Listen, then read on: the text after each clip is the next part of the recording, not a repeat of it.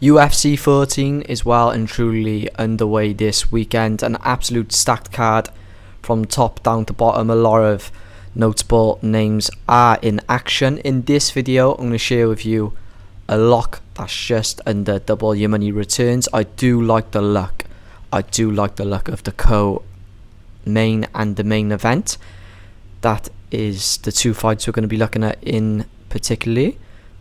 Last time around, in the last video in regards to the UFC, we cashed out, looking to do the same again today. So let's not waste no more time, let's just get straight into it. So we're going to be taking over 1.5 rounds in the co-main and the main event. So we've got Alexander Volkanovski facing Diego Lopez, and I'm really looking forward to the co-main, Michael Chandler versus Paddy Pimblett's first 5-round fight in the UFC. Michael Chandler ranked 7th, kind of putting his ranking on the line in this fight. You've got to respect it. Let's take a little close look at the Volkanovski and Diego Lopez fight. So Volk's last 15 fights, only one of them is finished in the first round. His average fight time is really high at 15 minutes and 49 seconds. He is coming off the back. To two defeats, but there's more indicators pointing towards that it's going to go over rather than under on the first round.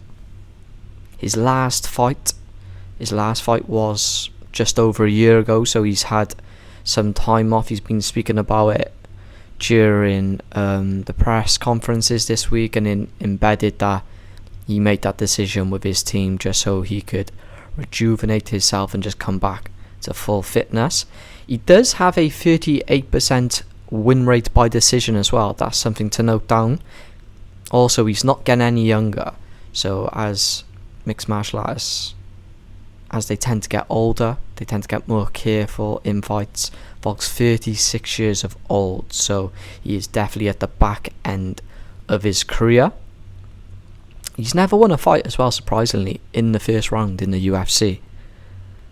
And in his total UFC career, he has fought in 54 rounds in total. So he is an absolute vet.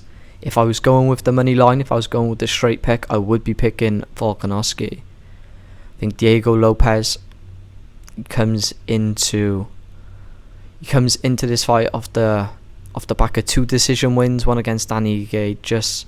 I'm not saying he doesn't deserve to be there. He's ranked 3rd in the featherweight, but I just don't think he's on that level of Alexander Volkanovski. You could argue one of those defeats versus Islam that he won. I just can't be going with the underdog if I was to pick a straight pick on that. Diego Lopez has an average fight time of 8 minutes and 33 seconds. So the majority of his fights, well, 96% of his entire career in total, have gone over the first round. 46% win rate by submission as well. He is absolutely legit off his back. He has a very good submission game. But Alexander Volkanovski has a very, very good defense in regards to being tapped out. So if Diego Lopez was to win by submission, I can't see it being done in the first submission attempt. He might have to 2, 3, 4 times maybe. As you're going into those later rounds, becoming a little bit more tired, maybe he could sneak one in then. I can't see him submitting Volkanovski in this first round. So I'm going to be advising to stick 3 units down on this bet in total. Normally we do go a little bit heavier on the UFC, but it has been a minute since we have looked at a UFC card. Like I said, we absolutely crushed it last time around. I think it was the John Jones and Steve Miocic fights. Let me just double check. Yes, yeah, we absolutely crushed it. We went 3-1 that night. So hoping to make some units up in the UFC. We've been absolutely killing it lately on this YouTube channel in the football or the soccer if you're watching from America. currently on a 11-1 win streak, so we've been absolutely killing it. You can check all those wins out on my previous videos. If you could subscribe, I'd appreciate it. I'm slowly approaching 200 subscribers, trying to get there sooner rather than later. But other than that, I hope you guys have a great day and enjoy this card, because it is absolutely stacked from neutral standpoint. It's going to be an absolute great watch.